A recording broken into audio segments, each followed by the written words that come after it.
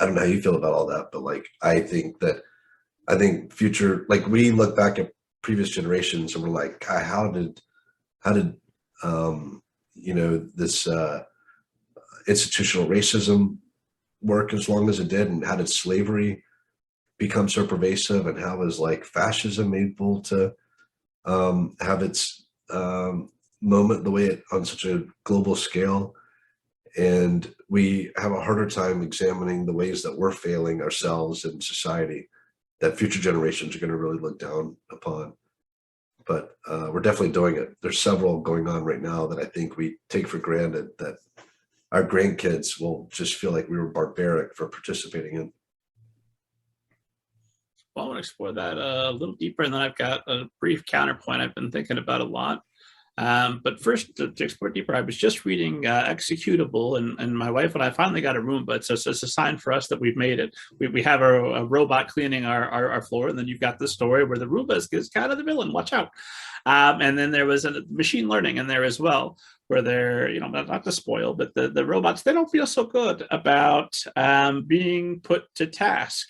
Do you think that's another thing that future generations are going to look back on and say, look at the way they treated you talked about your boat? Is it you doing the sailing around the world, or is it your boat and all the yeah, exactly. I'm just along for the ride.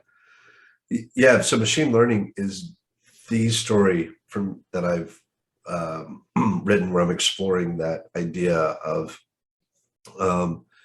morality changing or through time, and how everyone thinks that they're modern, and then future generations will realize how backwards and barbaric you really were.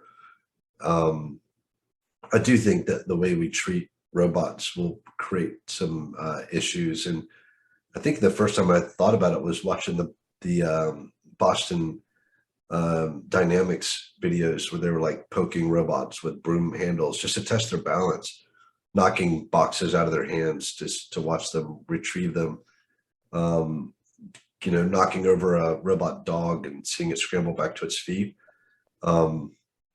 Our empathy engines generalize for inanimate objects, especially when they're moving and behaving like animate objects.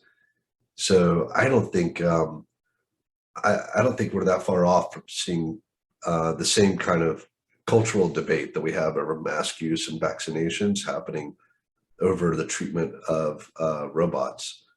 There'll be people who don't have that empathy for them, who are saying like, these are our machines, we built them, we can do whatever we want.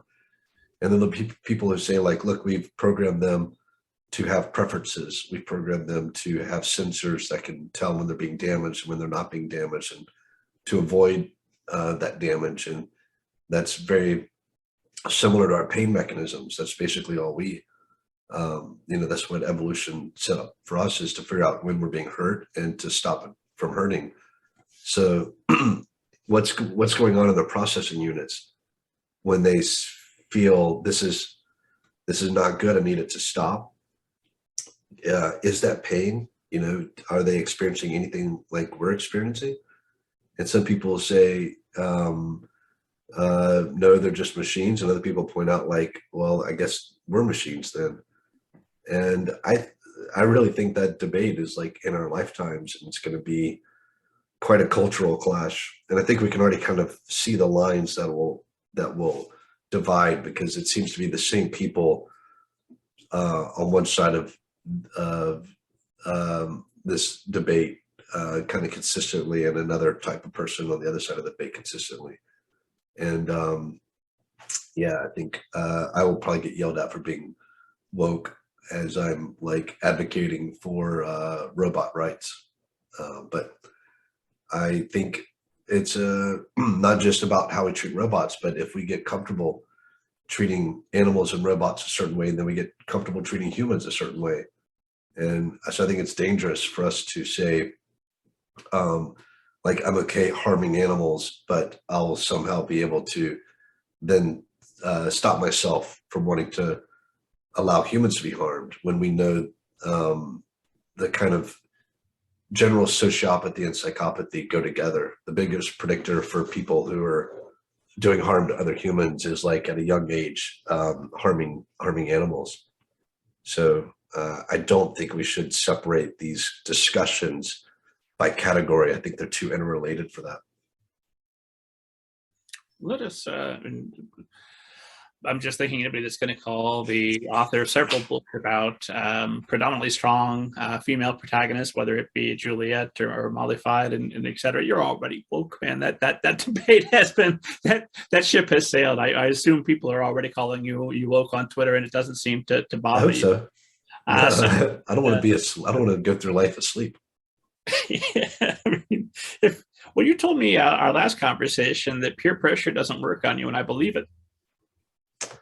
Yeah, I mean, I think that can be a bad thing. I think peer pressure has a place in our world, and I think there's probably some good habits that I would have picked up, and I've been more susceptible to peer pressure. But I think what I used to actually, I don't know if it's not quite peer pressure, but I used to be more negatively affected by the opinions of strangers than I am now.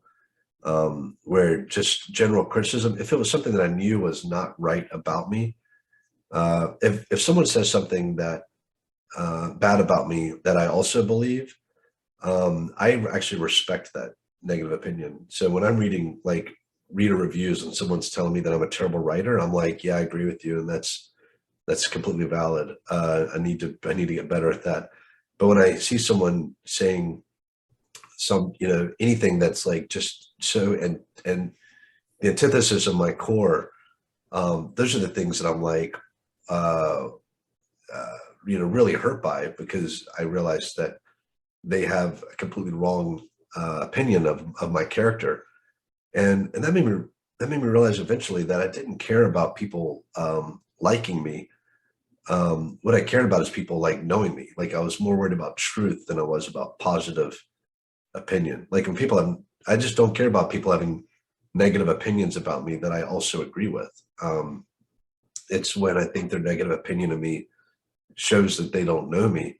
And then once I realized that, I got over worrying about criticisms, because I realized they're either going to agree with me and I already know these things, or they're going to have a negative opinion that shows they don't know me. And my reaction to that is more to this egotistical, like, I wish people knew me better, knew the truth, when it shouldn't bother me if people, have opinions about things they don't know anything about. That's their burden.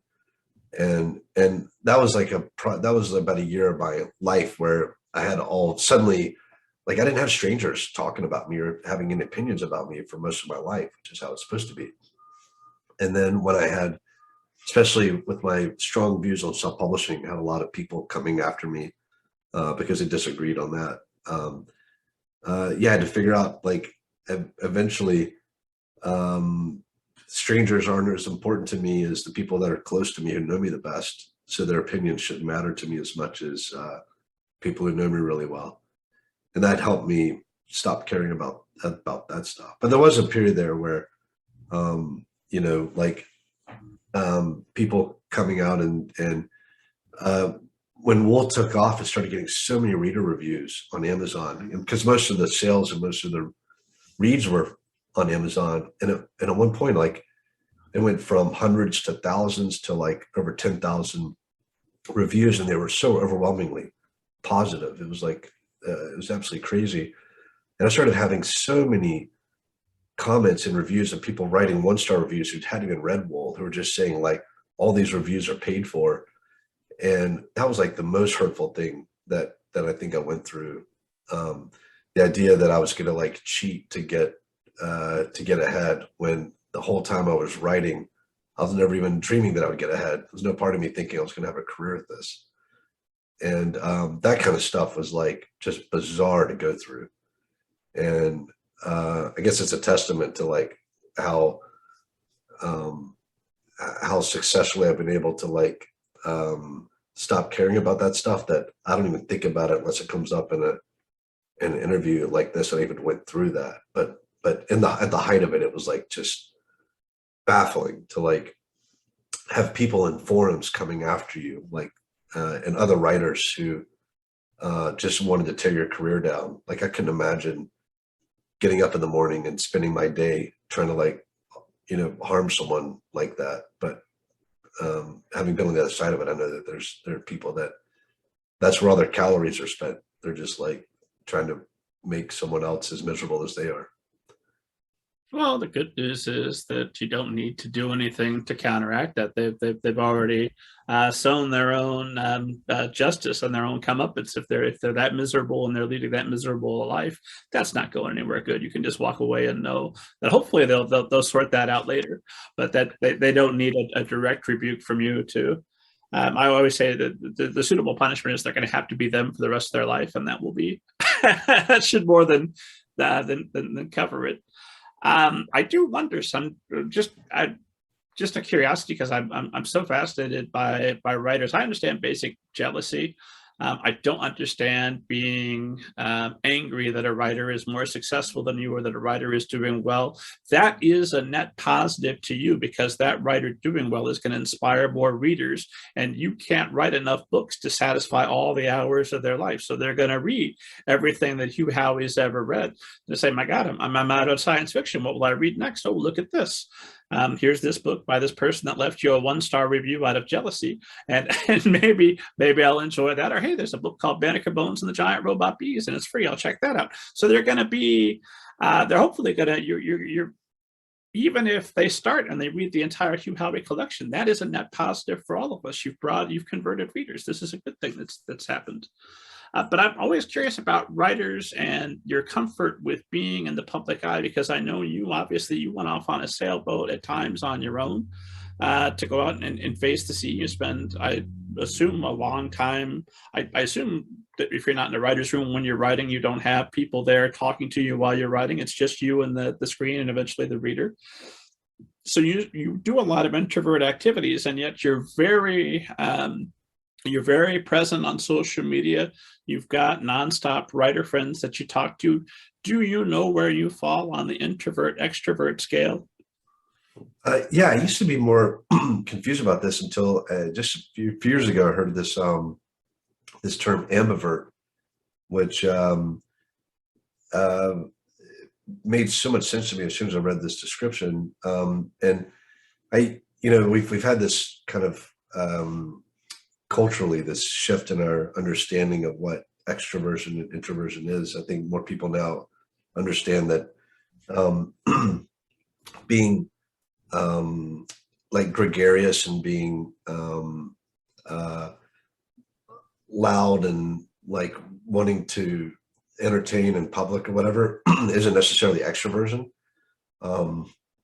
That extroversion is more just getting your energy from other people and being around other people fills you with energy, and introversion is more you get recharged from your time by yourself. It's not that you're shy or any of that. So I think our understanding and definitions of these things have changed, especially with some really popular nonfiction books that have come out recently, like Quiet and stuff like that. But ambiverts, which I think probably more of us are on this scale than we know, both are true. You get a lot of energy sometimes from being by yourself, and sometimes you need to go out and be around people to recharge. And what I like about it is I do not like these very dichotomous kind of personality choices where you're one or the other. I just don't think humans operate usually at the extremes. We're all on a continuum, and most of us are in a bell curve towards the middle. So for me, there are definitely times that I just like need to be by myself and recover my energy that way. And there are times where like I just want to go be in public, even if it's just in a cafe, or talk to strangers, or go to a conference and be surrounded by colleagues, or go be a tourist in a busy city. So I just try to read be aware that I need both, and don't assign myself to one box, because I think that's where a lot of frustration and anxiety develops, where people are like, oh, you're an introvert. Here's the formula for your satisfaction and happiness. And then when that formula doesn't work, it leads to all kinds of, internal monologues and and doubts and self-recriminations and things that we don't deserve. And in reality, it's like, okay, be aware of when I need alone time and find that, and build myself back up, and be open to when I just want to be around other people and embrace that as well.